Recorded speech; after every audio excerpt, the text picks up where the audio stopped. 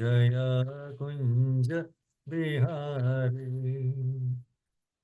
जय गोपी जन वल्लभा जय गिरिवरधारी जय गोपी जन वल्लभा जय गिरिवरधारी जय राधा माधवा जय कुंज बिहारी जय यशोदानंदना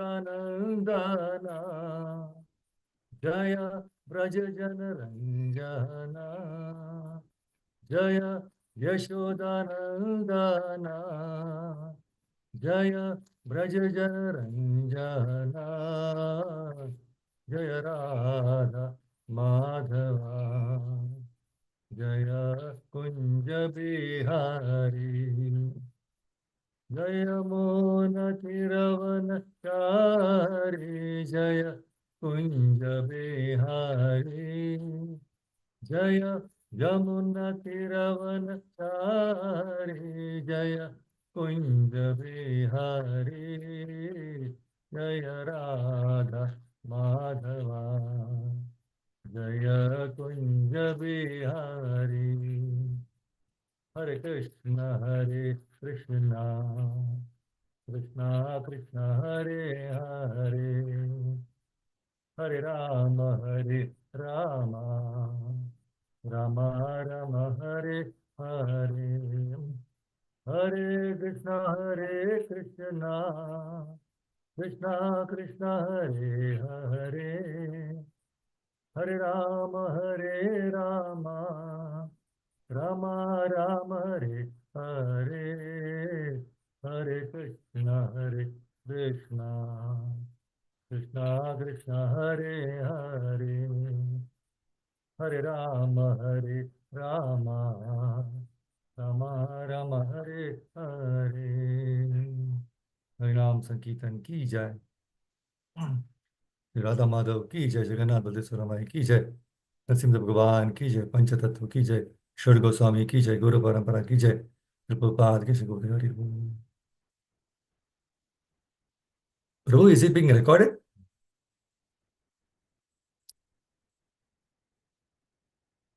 Revati Nandan Prabhu, Hare Krishna.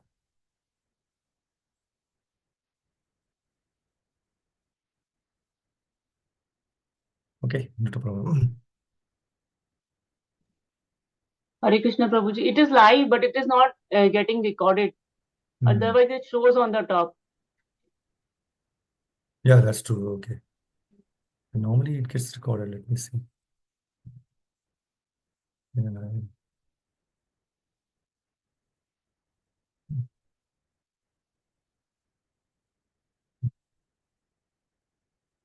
So Hare Krishna, Buddhist Mataji, thank you very much for joining and keeping the appointment with Krishna. Today is 6th of November 2024, and we'll be discussing from 4th Canto, 8th chapter, verse number 27 and 28. Om Namo Bhagavate Vasudevaya.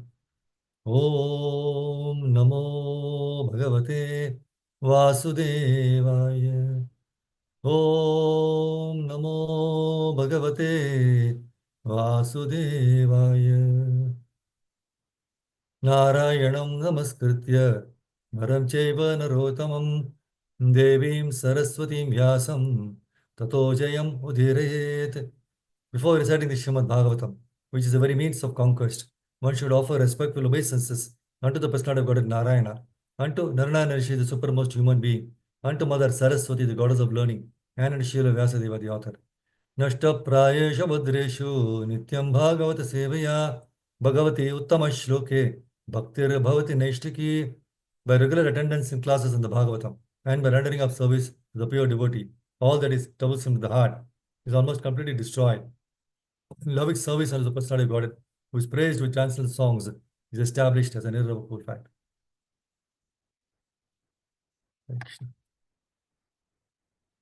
Let us recite the verses.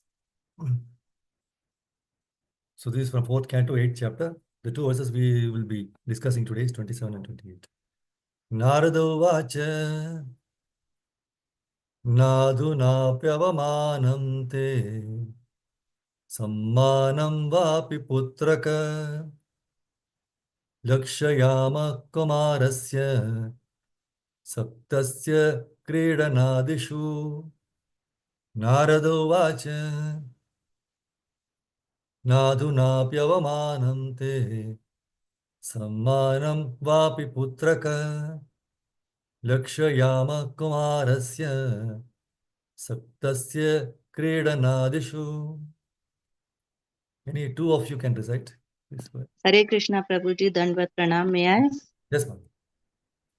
Narada Uvacha Nadhunapyavamanam te Sammanam vapi putraka Lakshayamah Kumarasya Saktasya Kridanadishu. Hare Anybody, Krishna. one more of you can do.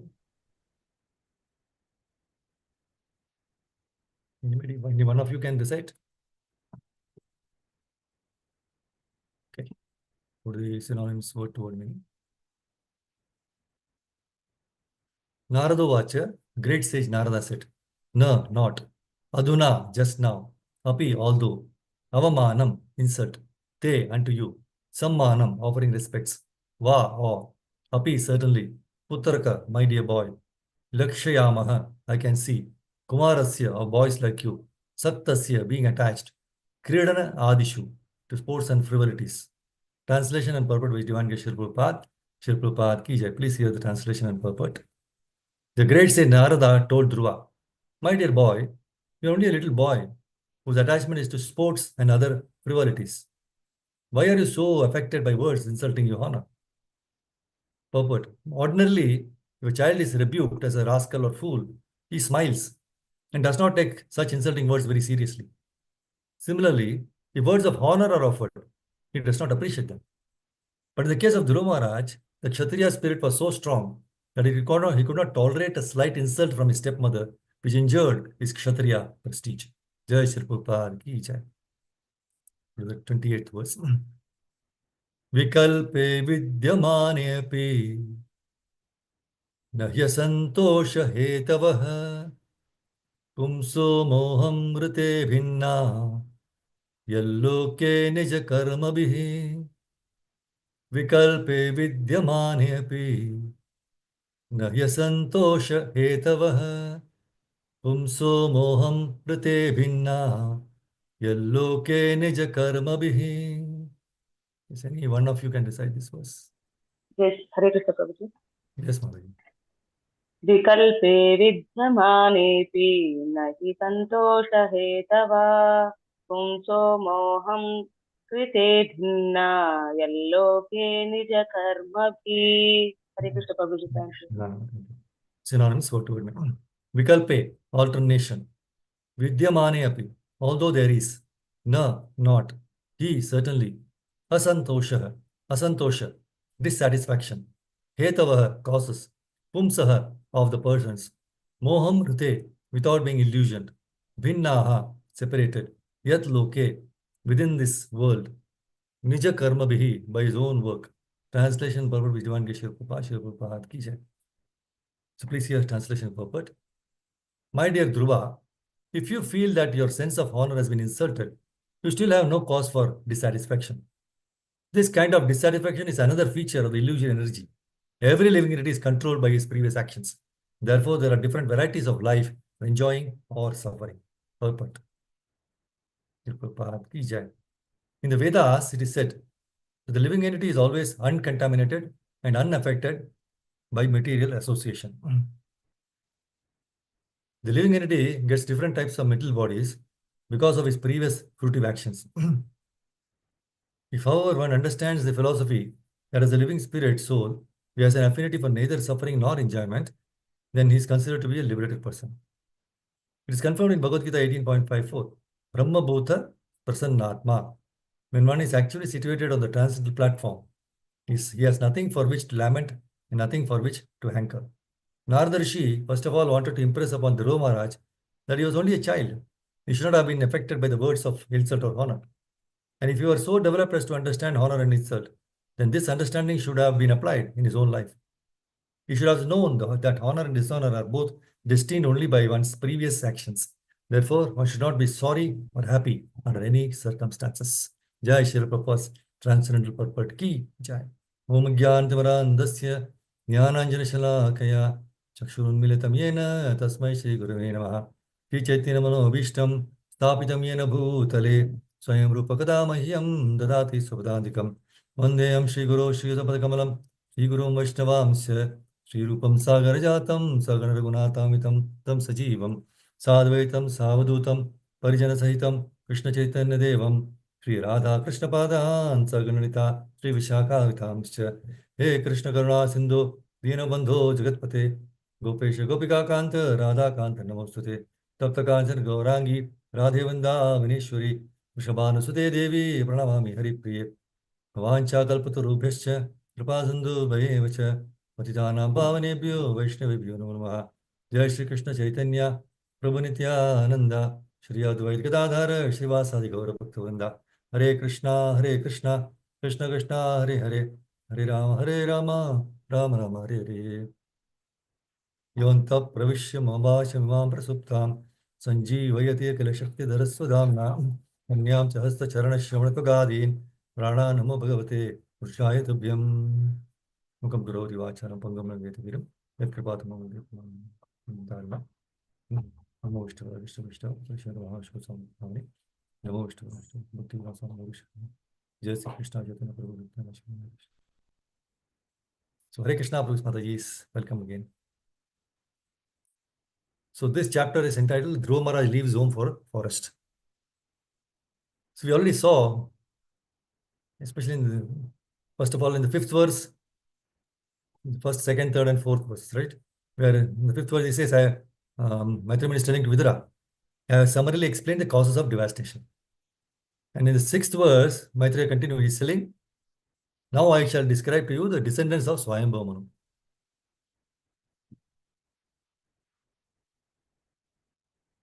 See, mere lamentation, no, is actually useless. See, we find in Srimad Bhagavatam how Suniti, mother of Dhruva Maharaj, no, the wonderful Maharaj of Dhruva Maharaj, she advised him when he came running towards him after being afflicted by the harsh words of his stepmother. So she asked him to give up all envious nature and to surrender to the lotus feet of Supreme Lord Krishna without any further delay. Now, Dhruva Maharaj took these words very seriously. And in spite of his very tender age of 5, he fearlessly he left his home and went to the forest. And with full determination, he engaged himself in the devotional service. In fact, in the 24th verse, Maitreya Muni is narrating this incident to Vidura. He says, the instruction of Dhruva Maharaj's mother Suniti was actually meant for fulfilling his desired objective. So after deliberate consideration and with intelligence and fixed determination, Dhruva Maharaj really left his father's house. Prabhupada says that in this verse, the word Sanjalpitam means spoken together. See, after the Sanjalpa, that is lamenting among themselves, both Dhruva Maharaj is lamenting, Suniti also. So Dhruva Maharaj, after that, he immediately left to come to Jamas as he was instructed by his spiritual master, Narada Muni. So Prabhupada, he very nicely pointed out in the purport, both the mother and the son, no, they were lamenting Dhruva Maharaj having been insulted by his stepmother and also his father's not having taken any step on this issue. See, but mere lamentation is useless. Prabhupada says, mere lamentation is useless, but one should find out the means to mitigate one's lamentation. So that's what happened. Both mother and the son, they decided to take shelter of the lotus feet of the Lord, because that is the only solution to all material problems.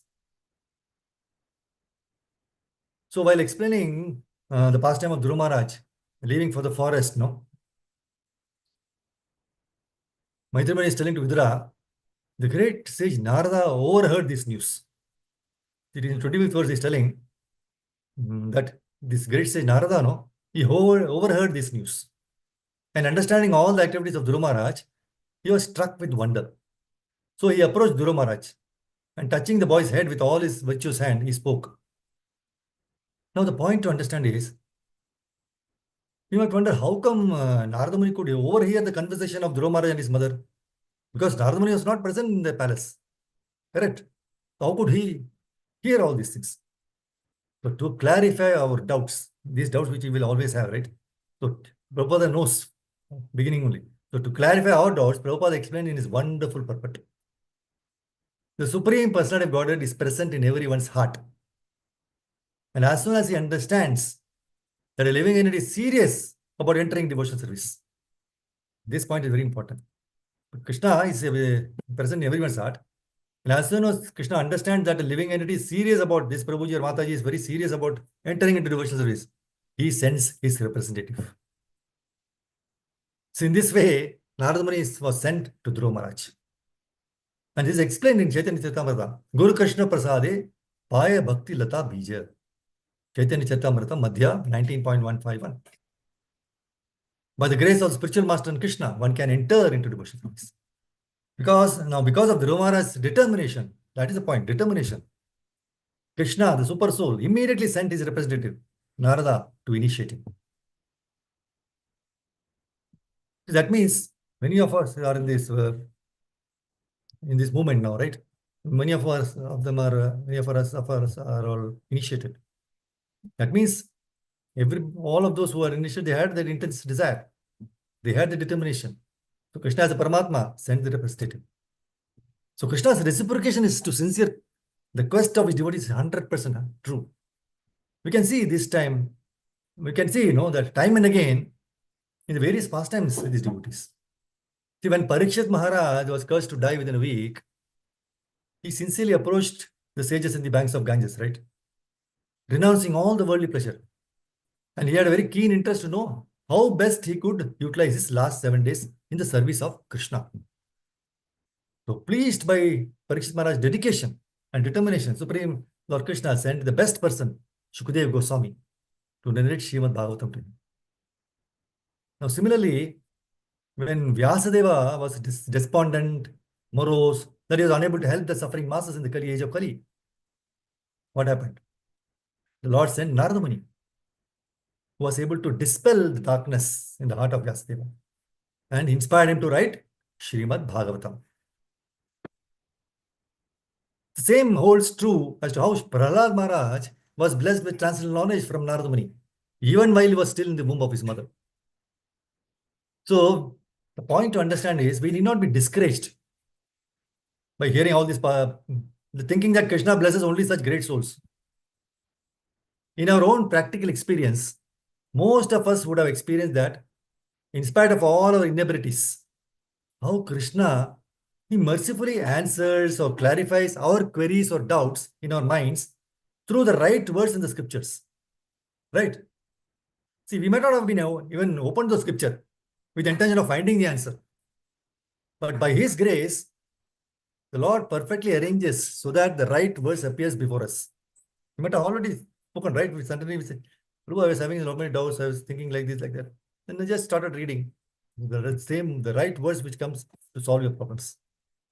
So let us all remember the Lord's mercy always and approach him with a sincere feeling.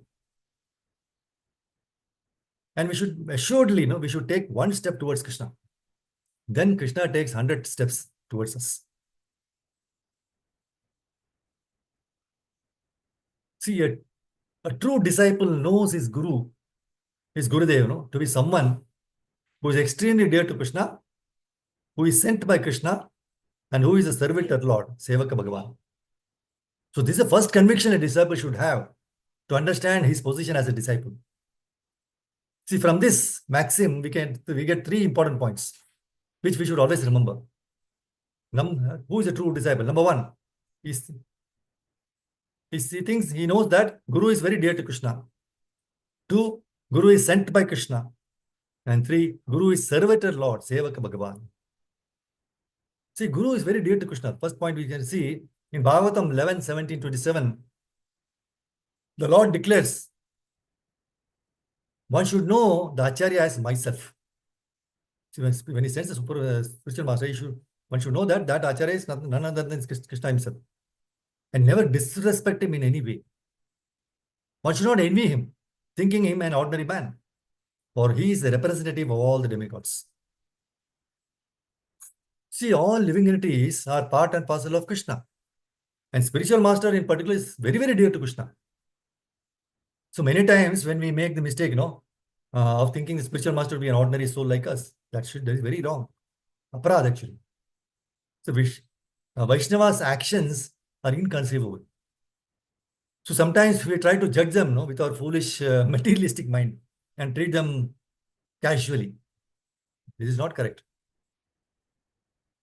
Lord tolerates any offense done unto him, but never tolerates the offense done to his pure devotees.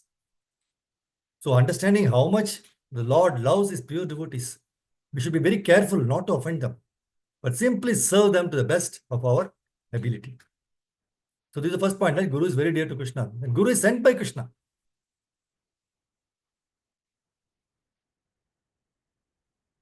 See, my Guru Maharaj, he was in India initially, but later on he was staying in London for so many years. And in later years, he was mostly staying in Dwaraka, Rajkot, Mumbai. But see, other devotees, they were all staying in different parts of the world. But because of his costless mercy, that in that advanced age, more than 80 plus, 85 plus, he traveled all over the world to give the message of Bhagavatam to all. And by Krishna's arrangement, we were all able to take his association. Hear pure Krishna Katha from him. Take the instructions from him on how to perform pure devotional service. So we have the same example of Dhruva Maharaj. How Narada Muni was sent to him at the right time by Lord Krishna. So the Supreme Personality, as we just read, is in the heart of everyone. And as soon as you understand that living entity is serious about entering the devotional service, he sends his representative. So how merciful is the Lord, right? Even though we are not searching for a guru seriously, or did not even know the value of guru, he sends his representative to bring us to his service. How merciful are our acharyas? By the order of the Supreme Lord Krishna, they are willing to travel to every nook and corner of the universe to bring the wandering souls under the service of his lotus feet. See, a sincere disciple has the same devotion for his Gurudeva as he has the Supreme Lord. And he worships and serves him the same way. See, Prahlad Maharaj, he was very devoted to his spiritual master Narada Muni. So when Lord Narasimhadeva appears before Prahlad Maharaj and asks him to come with him, Prahlad Maharaj very beautifully says in Bhagavatam 7:9-28, Evam janam nipatitam prabhavahi kupe kama bikamam anuya prapatan prasangat Kritvatmasat surashina bhagavan grihitah soham katam nu visrje tava bhritya sevam. My dear Lord, O Supreme Personality of Godhead, because of my association with material desires, one after another, I was gradually falling into a blind well full of snakes, following the general populace. But your servant Narada Muni kindly accepted me as his disciple and instructed me how to achieve this transcendental position. Therefore, my first duty is to serve him. How could I leave his service? See, here we can see Prahlad Maharaj. He had the darshan of the Supreme Lord. But he says, how can I give up my service to my spiritual master? Because I have achieved this transcendental position of seeing you face to face, even though I am completely unqualified to have your darshan. Prahlad Maharaj is celebrated as an exalted devotee of the Lord. But his exalted quality is exhibited by his greatness of being humble disciple of Narada Muni. So all glories to Prahlad Maharaj and Narada Muni, because both of them are exalted. Exalted spiritual master and exalted disciple. So the purport of this verse, Prabhupada very nicely says, the first service should be rendered to the spiritual master so that by his mercy, one can approach the Supreme Personality of Godhead to render service. See, while teaching Rupa Goswami, Chaitanya Mahaprabhu said, Guru Krishna Prasade Paya Bhakti Lata Bija. One can achieve the seed of devotional service by the mercy of the Guru, the spiritual master. and then by the mercy of Krishna, and then only. So this is the secret of success. So first one should try to please the spiritual master. Then one should attempt to please the Supreme Personality of Godhead. Vishwanath Chakravarti Thakur also says, Yasya prasadat bhagavat prasadu. One should not attempt to please the Supreme Personality of Godhead by any concoction. One must first be prepared to serve the spiritual master. And when one is qualified, is automatically offered the platform of direct service to Krishna. So therefore, Prahlad Maharaj proposed that he engage in service of Narada Muni. He never proposed that he engage directly in the service of the Lord. It's a very nice pastime, which very nicely brings out how the Lord is very pleased when a disciple sincerely serves his guru with devotion. See, thousands of years ago, in Srirangam, there was a disciple by the name Vaduga Nambi, whose spiritual master was Srila Ramanujacharya. He served Ramanujacharya with utmost devotion and dedication. So, no, Vaduga Nambi's service was, what was his service? Was to give warm milk every day to his spiritual master in the night. That was his only service. So, this service was done by him with full dedication and devotion. And it was uninterrupted and unmotivated. So, Vaduga Nambi was staying with the spiritual master in the ashram. See, the Utsav deity of Lord Ranganath, it would daily go through the streets of Srirangam to give darshan to all devotees in the night. So the Lord goes in his chariot, and every day the Lord also passed through the ashram of Srila Ramanujacharya. So all the disciples of Srila Ramanujacharya would come out of the ashram and take darshan of the Lord with full devotion and dedication. But Vaduga Nambi never used to come out to have the darshan of the Lord. Now the other disciples were criticizing Vaduga Nambi for being offensive to the Lord because he didn't come out. The Lord cannot tolerate the criticism of his dear devotee, and therefore decided to reveal the Guru Bhakti of Vaduga Nambi to all the disciples. So on one particular day, the Supreme Lord, that is when the chariot was going, when he stopped at Ramanujacharya's ashram, and he decided not to move from there. Now the devotees were trying to move the rath. It was not moving at all. They were wondering, it was becoming late, and they were very anxious not to do the Shayana Arti and make the Lord sleep on time so that he can be awakened early in the morning for darshan. Srila Ramanujacharya understood the whole pastime of the Lord. He called upon his dedicated disciple, Vaduga Nambi, to come out of the ashram and take darshan of the Lord. After giving milk to Srila Ramanujacharya, Vaduga Nambi came out and he took darshan of the Lord. Immediately the Lord's wrath moved to the temple. So the other disciples of Ramanujacharya were ashamed and asked forgiveness from Vaduga Nambi. So this is, see, the Guru and Shishyas, very dedicated and sincere services. See, whatever is done in Krishna consciousness, knowingly or unknowingly, it will have its effect. Whatever. See, children who bow down or try to vibrate Krishna's names or clap during Kirtan are actually accumulating so much in their bank account of Krishna consciousness. See, fire will act, whether one is a child or an adult. If a child touches fire, the fire will burn. The fire does not say, oh, I will not burn you, he is a child. Fire does not know. No, the fire will act as fire. Similarly, Krishna is a supreme spirit. And if a child partakes in Krishna consciousness, he will be affected. Krishna will act, whether the child knows or does not know. So every living being should be given a chance to partake of Krishna consciousness because Krishna is there and he will act. Therefore, everyone is being invited to come and take prasada because this prasada will someday take effect. That's why we used to invite maximum people to our programs and give prasada. See, actually, Dhruva Maharaj initially he searched for God in order to attain his father's kingdom. Now, Dhruva Maharaj's mother was rejected by his father, and his stepmother resented his sitting on his father's lap. She, in fact, forbade him to sit on father's lap because Dhruva Maharaj was not born from her womb. Suruchi, right? Suruchi's stepmother. So, although only 5 years old, Dhruva Maharaj was a Kshatriya. And he took this as a great insult. Being a Kshatriya, he took this as a great insult. So, going to his own mother, Suniti, he said, Mother, my stepmother has insulted me by not allowing me to sit on my father's lap. And Brahmara started crying. And his mother said, my dear boy, what can I do? Your father loves your stepmother more than he loves me. I can do nothing. The Durmara then said, but I want my father's kingdom. Tell me, how can I get it? She said, my dear boy, if Krishna blesses you, you can get it. Where is God? Durmara asked. It is said that God is in the forest, his mother said. Great sages go to the forest to search for God. So hearing this, Dhruva Maharaj went directly to the forest and began to perform severe penances. Finally, he saw God, and when he saw him, he no longer desired his father's kingdom.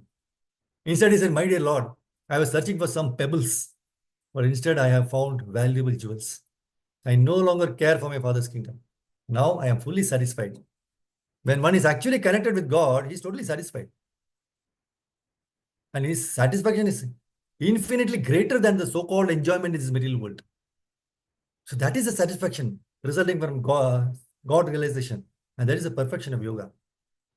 See, when a person is fully engaged in the transcendental loving service of the Lord, he is pleased in himself. And he no longer is engaged in the sense gratification or in any fruitive activities. Otherwise, one must be engaged in sense gratification. Because one cannot live without engagement. It is impossible to stop or cease all activities. It is our nature as living entities to act. An idle mind is a devil's workshop. If we have no Krishna conscious engagement, we will engage in sense gratification or fruitive activity. If a child is not trained or educated, he becomes spoiled. If one does not practice the yoga system, if he does not attempt to control his senses by the yoga process, he will engage his senses in their own gratification. So, when one is gratifying his senses, there is no question of practicing yoga. Without Krishna consciousness, one must be always seeking self-centered or extended selfish activities.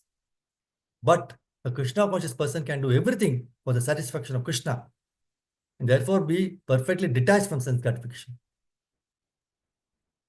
One who has not realized Krishna, he must act mechanically, try to escape the material desires before being elevated to the top rung of the yoga ladder, right? See, one may compare the yoga system to a step ladder. See, one yogi may be situated on the 5th step, another on the 50th step, another on the 500th step. See, the purpose, of course, is to reach the top. Although the entire ladder may be called a yoga system, one who is on the 5th step is not equal to one who is in the higher step. That's why in Bhagavad Gita, Krishna gives a number of yoga systems.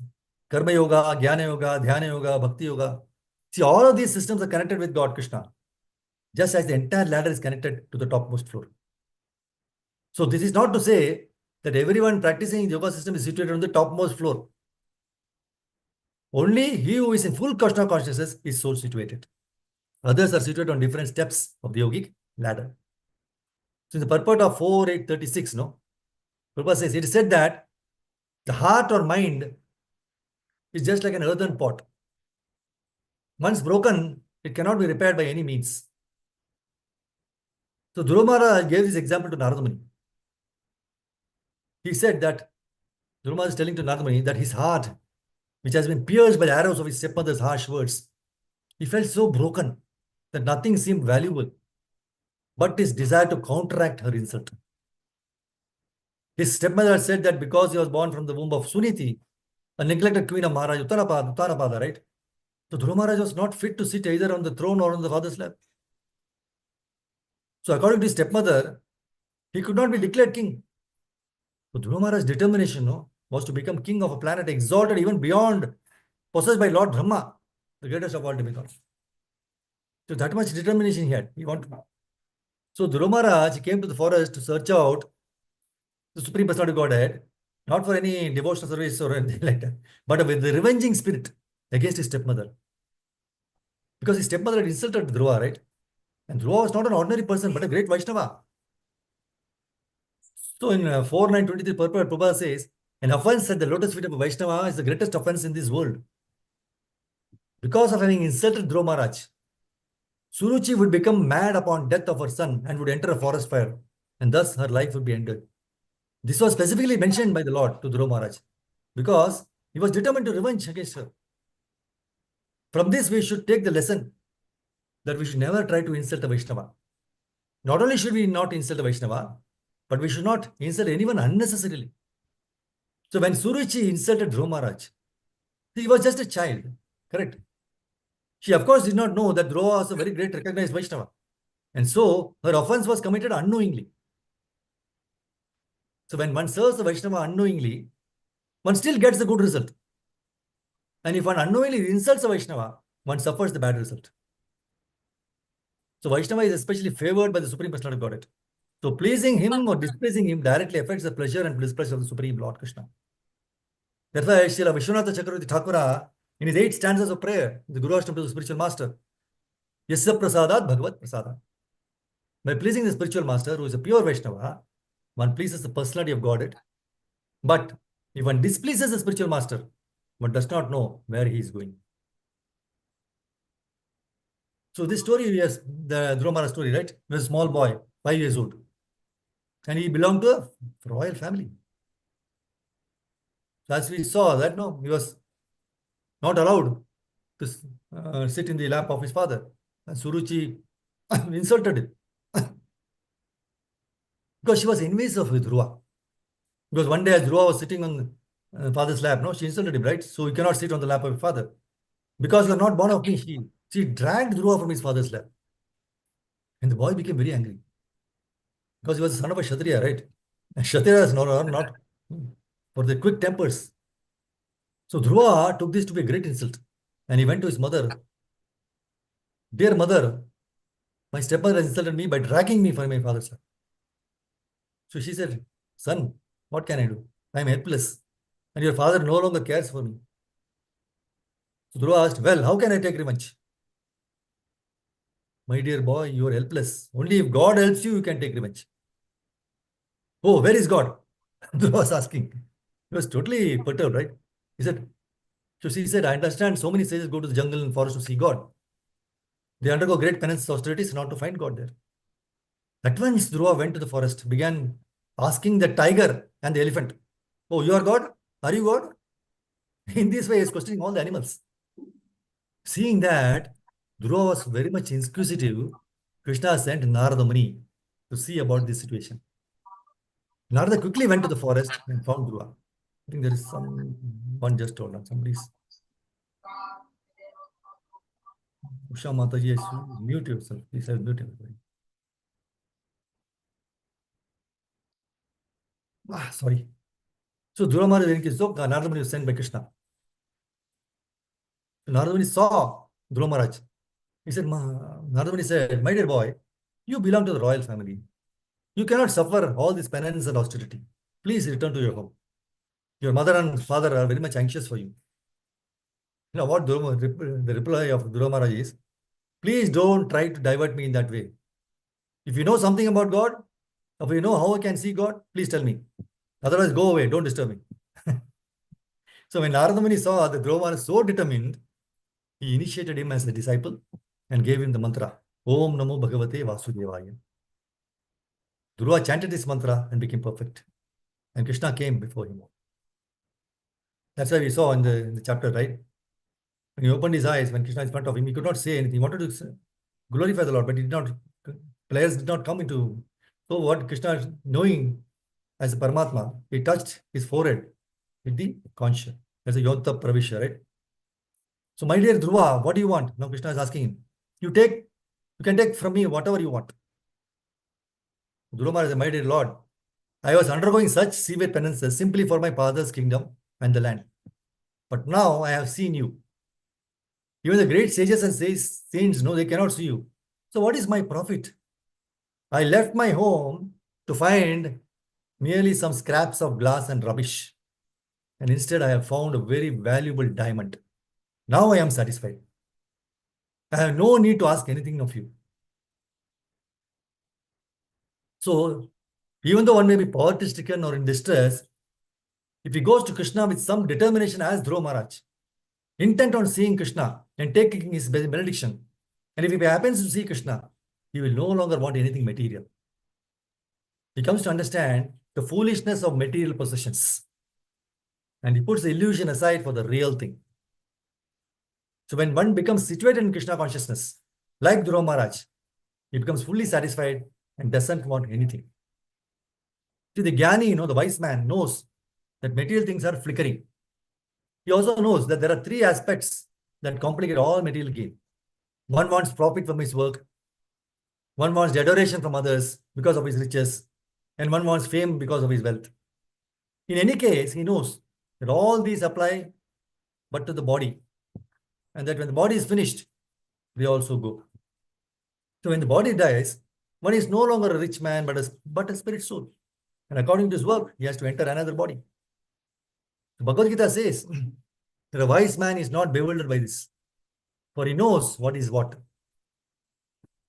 So why then should we bother himself? One should bother in attaining material wealth. See, the attitude is I have an eternal connection with Krishna, the Supreme Lord. Now let me establish that relationship firmly so that Krishna will take me back to his kingdom. See, the cosmic situation is giving us all facilities to re-establish this relationship with Krishna and return to back to Godhead. So this should be our mission, Prabhupada says. This should be our mission of life. Everything we need is being supplied by Krishna. Land, grain, fruits, milk, shelter, clothing. We only have to live peacefully and cultivate Krishna consciousness. Very nice statement, right? Prabhupada says, we only have to live peacefully and cultivate Krishna consciousness. See, in the purport of 28th verse, we saw, right? Prabhupada says, the living entity gets different types of material bodies because of his previous fruitive actions. If, however, one understands the philosophy that as a living spirit soul, he has an affinity for neither suffering nor enjoyment, then he is considered to be a liberated person. So it is confirmed in Bhagavad Gita 18.54, Brahma Bhutas Prasannatma. When one is actually situated on the transcendental platform, he has nothing for which to lament and nothing for which to hanker. See, the living entity was received his present body because of his past fruitive activities. It may end the results of his actions in this life, but this does not mean that he is liberated from bondage to material bodies. The living entity receives one type of body, and by performing actions with that body, he creates another body. So it transmigrates from one body to another through repeated birth and death because of his gross ignorance. See, the living entity's evolution through different types of bodies is conducted automatically by the laws of nature in bodies other than those of human beings. See, by the laws of nature, Prakriti Kriyamanani, the living entity evolves from lower grades of life to the human form. And because of his developed consciousness, the human being must understand the constitutional position of the living entity and understand why he must accept a material body. See, this chance is given to him by nature. But if he acts like an animal, what is the benefit of his human life? In this life, one must select the goal of life and act accordingly. So, if you are having received instructions from spiritual master and Shastra, one must be sufficiently intelligent. So, in the human form of life, one should not remain foolish and ignorant, but must inquire about his constitutional position. This is called Athato Brahma Jigyasa. See, the human psychology gives rise to so many questions, and which various philosophers have considered and answered with various types of philosophy based upon mental concoction. This is not the way of liberation. Vedic instruction says, Tad Vijnanartham sa gurum eva bhikachet. To solve the problems of life, one must accept a spiritual master. Tasmat gurum prapadyeta jigyasu shreya uttamam. If one is actually serious in inquiring about the solution to material existence, one must approach a bona fide guru. Bhagavad Gita 4.34, Tadvidi pranipatena pariprashnena sevaya upadekshanti te jnanam jnaninas tattva darshanaha. Just try to learn the truth by approaching a spiritual master. Inquire from him submissively and render service unto him. The self-realized soul can impart knowledge unto you because he has seen the truth. See, we cannot remember what we were in our previous lives. And nor do we know what we are going to become in our next life. But it is a fact that as spirit souls, we are eternal. We existed in the past, we exist at the present time, and we shall continue to exist in the future. So Krishna explains in Bhagavad Gita 2.12, "O Arjuna, you, I, and all of these persons who are assembled on this battlefield have existed before, and we shall continue to exist in the future. So this is the preliminary understanding in spiritual life, knowing I am eternal. So as spirit souls, we do not take birth, nor do we die. Na jayate mriyate va kadachit." Second chapter Bhagavad Gita. So we are not finished with the destruction of the material body. Na hanyate hanyamane sharire. So the destruction of the body is going on already. Try to understand this. Destruction of the body is already going on. Our childhood body is now destroyed. You cannot find that body. Our youthful body is also destroyed. We cannot find it anymore. Same way, our present body will also be destroyed, and we shall get another body. Tatha dehantar praptihi. So when the soul transmigrates, the gross body is lost. The gross body is made of matter, and anything material will eventually be finished. So that is the nature of matter. But the spirit soul is never finished. So we are changing bodies one after another. So why are there different types of bodies? Because the living entity, the spirit soul, is contacting various modes of material nature. And according to what modes are influencing him, the living entity develops a gross body. So we have acquired our present body because of our past activities. Karmana deva netrena janto dehopapattaye. One gets a particular type of body according to his past karma or material activities. So nature acts automatically according to our karma. See, suppose you contract some disease. Nature will act. You will have to develop that disease and undergo some suffering. Similarly, when we come under the influence of the modes of material nature and perform karmic activities, we must transmigrate from body to body, right? So nature's law works so perfectly. So now when we come to the civilized human life, we should ask, why am I suffering? The problem is that because we are under the spell of Maya, illusion, we take suffering to be enjoyment. Maya means that which is not. We are thinking we are enjoying, but actually we are suffering. See, in this material body, we have to suffer. We suffer on account of the body. Severe cold, scorching heat. See, we feel these things on account of the body. See, under circumstances, we feel pleasure. In Bhagavad Gita 2.14, Krishna says, Matra sparshastu kaunteya, shitosha sukha dukkha daha, agama payino anityas, tam stitikshasva bharata. Material happiness and distress are caused by the body. They come and go just like seasonal changes. So do not be disturbed. Try to tolerate them. See, as long as we are in this material world, no, happiness and distress will come and go. So we should not be disturbed by them. Our real business is trying for self-realization. That must go on, and it must not stop. Self-realization is the goal of human life. Suffering and so-called happiness will go on as long as we have a material body. But we must come to the knowledge that I am not the body, I am the spirit soul. I got this body because of my past activities. That is knowledge. See, now a sensible man should consider, now since I am a spirit soul and my body is simply a covering, is it not possible to end this process of transmigration from body to body? This is human life, inquiring how to stop the contamination of the material body. Unfortunately, people in the modern so-called civilization, no, they do not ask this question. They are mad after gratifying the senses of the body. So they act irresponsibly. As is beautifully given in Bhagavatam 5.5.4. Nunam pramatta kurute vikarma. Sorry. Nunam pramatta kurute vikarma. Yad indriya pritaya appanoti. Na sadhu manye yata atmano ayam. Asannapi kleshada asa deha. People who act only for the sense gratification are certainly mad. I'm not telling you. Bhagavatam 5.5.4 is telling. People who act only for sense gratification are certainly mad. And they perform all kinds of abominable activities. In this way, they ensure their transmigration from body to body perpetually, and thus experience all kinds of miseries. We do not understand that the body is always kleshada. It always gives pain. For the time being, we may feel some pleasure, But actually, the body is a reservoir of pain. It is a reservoir of pain. And there is a great analogy, Prabhupada has given analogy in this connection. See, formerly, when the government officers would want to punish a criminal, they would tie his hands, take him into the middle of a river, and push him down into the water. And when he was almost drowned, they would draw him up from the water by his hair and give him a little rest. So he will come, then he will breathe a little bit. And then again they will push him down into the water. That was one system of punishment.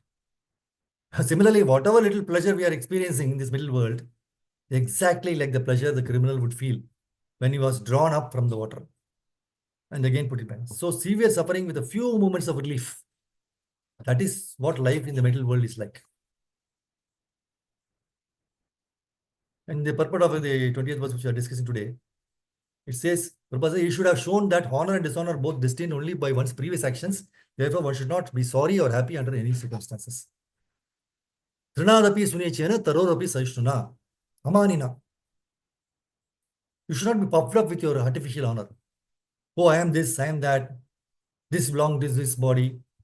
You are apart from this body. See, suppose you are taking in this body. Okay. So you have no connection with that body. You are king in the body, but you have no connection with that body. Suppose you are a poorest man. You have no connection with that body. So why do you identify yourself with that? I am poor, I am king. You are neither king, neither poor. You are spirit soul. Therefore, amanina. You should not be hankering after these temporary honors of this middle world. Honor or dishonor, same thing. Because we do not belong to that honor, that kind of honor or dishonor. See, the wealth and riches acquired through previous pious activities should not be misused for sense gratification. Enjoying them for sense gratification is like enjoying the fruits of a poisonous tree. Such activities will not help the conditioned soul in any way, neither in this life nor in the next.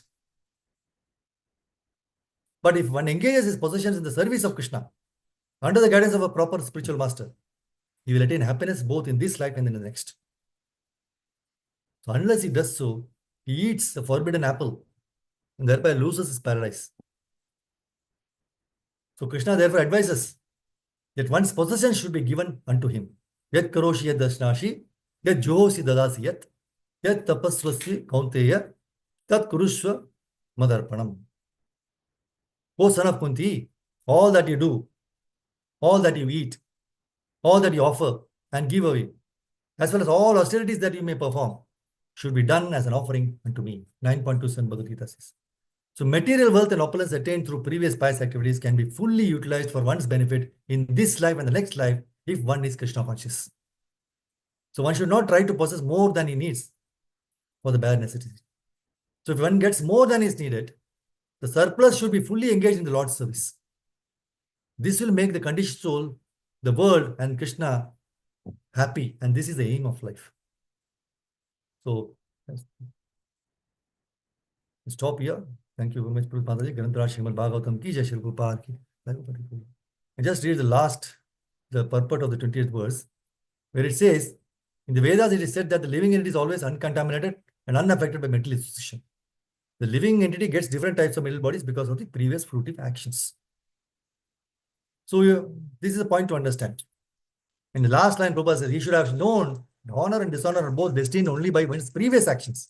Therefore, one should not be sorry or happy under any circumstances.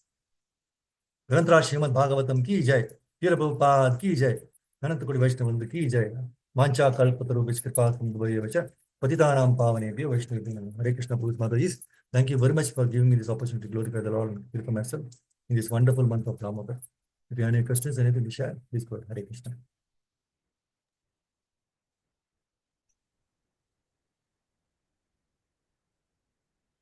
Hare Krishna, Guruji. Thank you very much. Thank you, Mother. Hare Krishna, Prabhu. Thank you so much for wonderful explanation. Wow, you've been quoting, from Srimad Bhagavatam, Bhagavad Gita, and all of that cross references make it really, really more understanding. So, thank you so much, Prabhu. Hare Krishna. Thank you, Hare Krishna. Hare Krishna. Hare Krishna, Prabhu. Dandut Pranam. Dandut Pranam, Hare Krishna. Nice. How are you, Prabhu? For your blessings, Prabhu. Hare Krishna. Thank you, Prabhu. Hare Krishna, Prabhu. Dandut Pranam. Thanks for nectarian class. Thank you, Hare Krishna.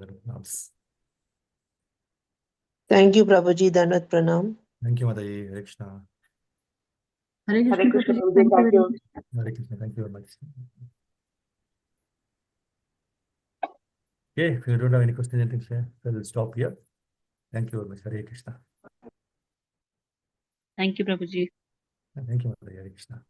Hare Krishna, Prabhuji. Thank you. Thank you, Hare Krishna. Dandavat Pranam, Prabhuji. Thank you so much. Hare Krishna. Hare Krishna, Prabhuji. Dandavat Pranam. Thank you, Prabhuji. Thank you very much.